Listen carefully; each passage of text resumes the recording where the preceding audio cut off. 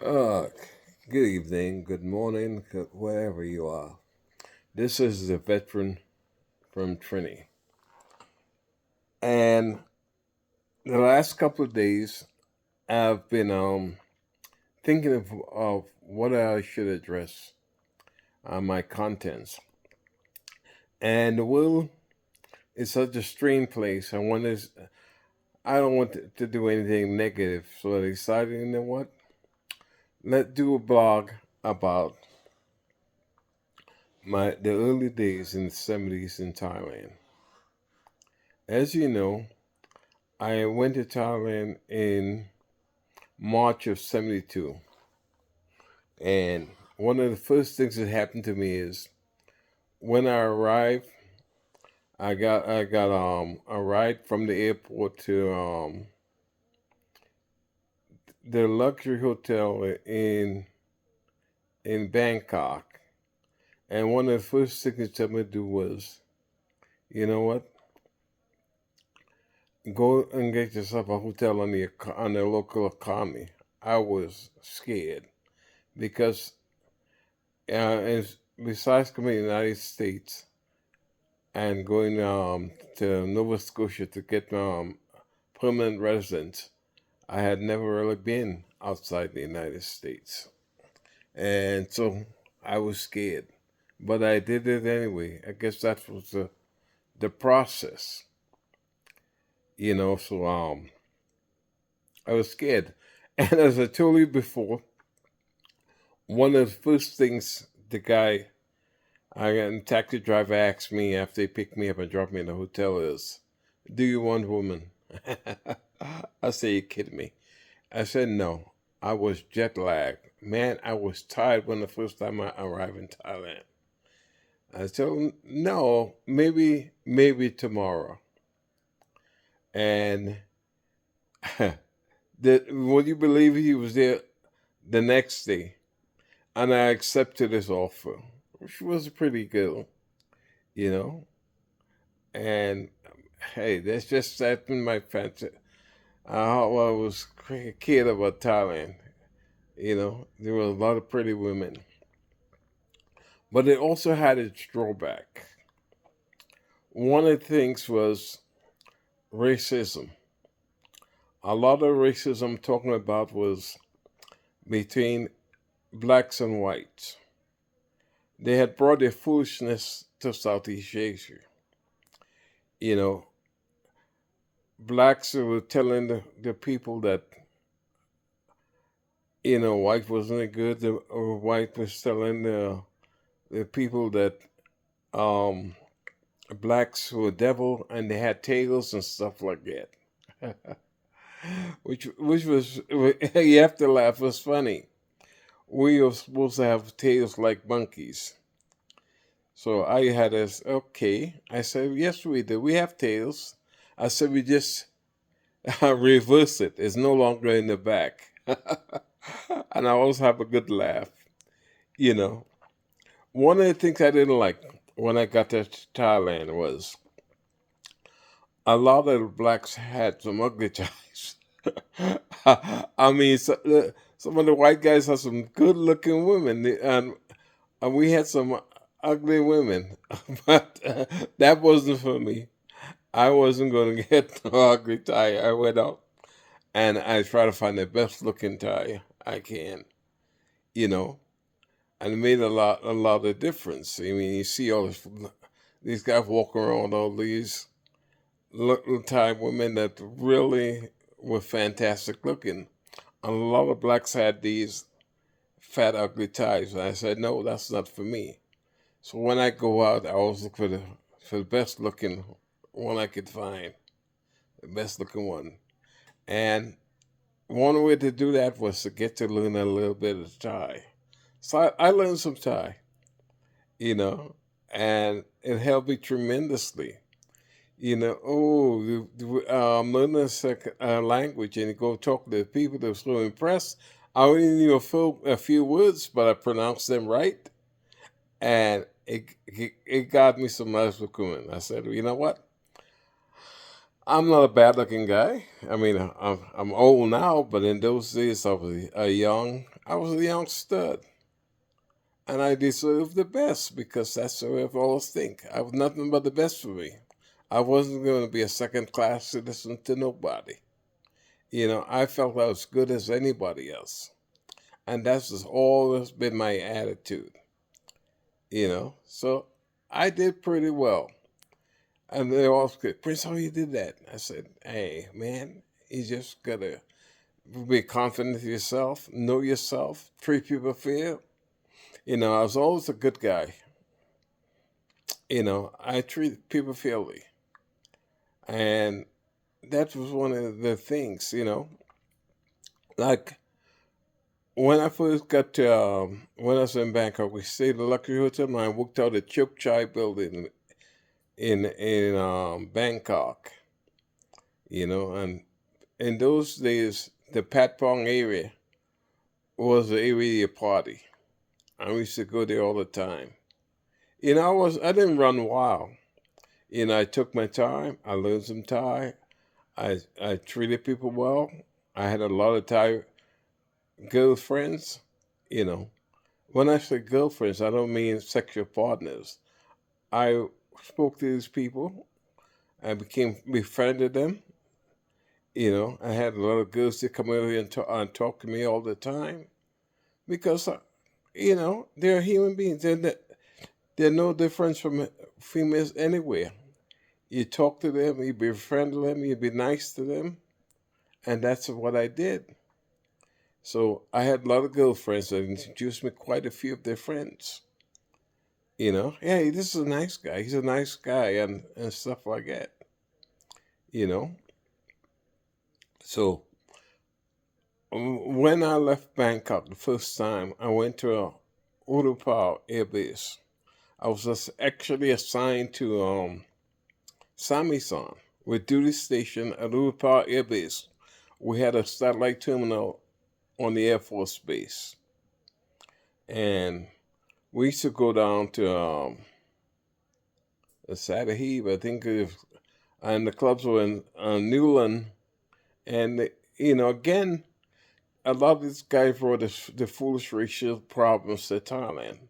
But I wasn't having none of that. I'd go out to everybody. I was friends with a lot of people, you know. And that it was. One of the things that just really get me mad was um, especially when I go into the army base at Samisan. And every once in a while we go there and eat lunch and just to get into the mess hall. All these guys would come out there and they have to do the DAP and they had to do that. And if you didn't do the DAP, you were not black. And I'll say, oh my gosh. So I didn't like that at all. We had a lot of brothers coming in from Vietnam, and they were angry.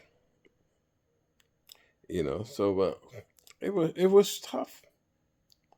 But I didn't let that bother me. I was in Thailand, and I was gonna have me a good time. I wasn't gonna let nobody spoil it for me.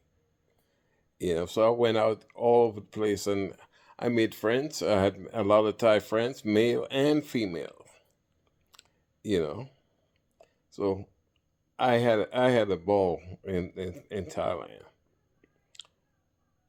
As that day at Thailand, the baht was worth about what 20 per dollar for a dollar, but it was stretched. We wasn't making much money, but things were a lot cheaper.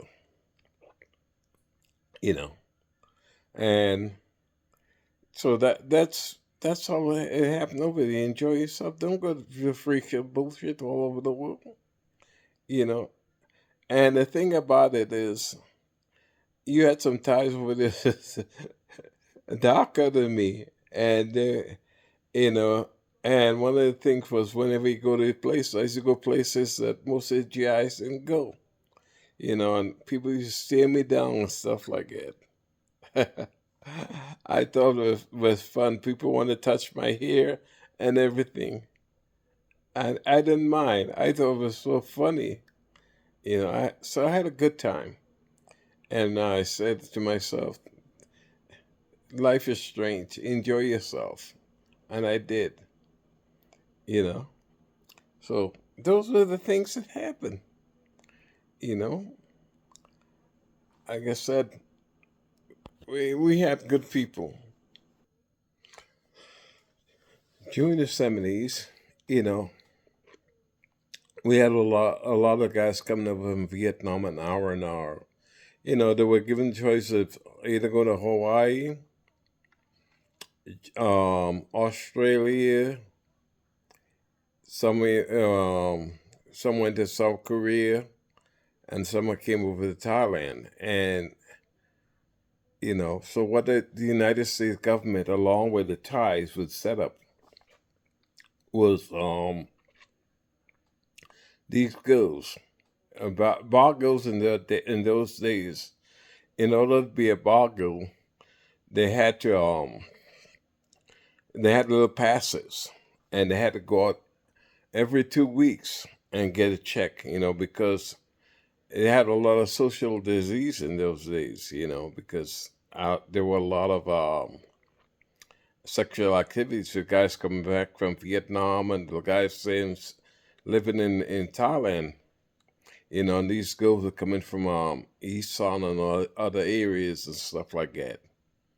And coming down there because in Thailand in those days, a lot of the major areas, places like Karat, Udon Thani, Ubon, Pasanaluk, all these little places had little uh, um, army or air force,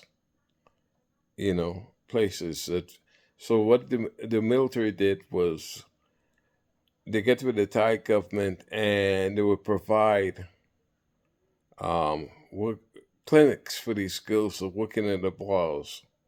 So they had to keep the little, I call them passports or note that show they were vaccinated, so they wouldn't spread the social disease.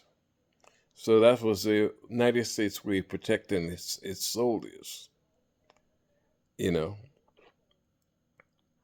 So, which was good, you know. A lot of guys attend and building the railroads, so you had to you had to be very careful, But those were the days, And Thailand was something else. Even in country, we got R&R also. I took an R&R trip, you know, because after I left Saturday, we only stayed in there for Saturday area for about 8 or 9 months, and then we moved from there to NKP. And, one of the things we did was, even at NKP, we would take once in a while, we'd take a trip to um, Bangkok. Because in those days, you could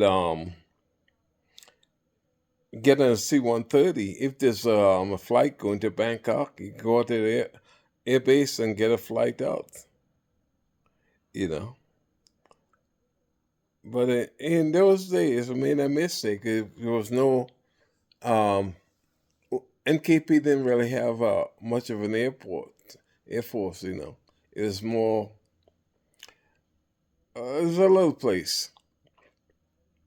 So we had a good time, you know. And some of the things, sorry, I can't tell you. It's not allowed in YouTube. But all I could do now is live the memories. Sit down here and think. you know, I had I made a video. One of my comments was, "You're an old man. You ought to Man, just go away, and hide yourself more or less, man. But people don't say you're only as old as you think, you know. So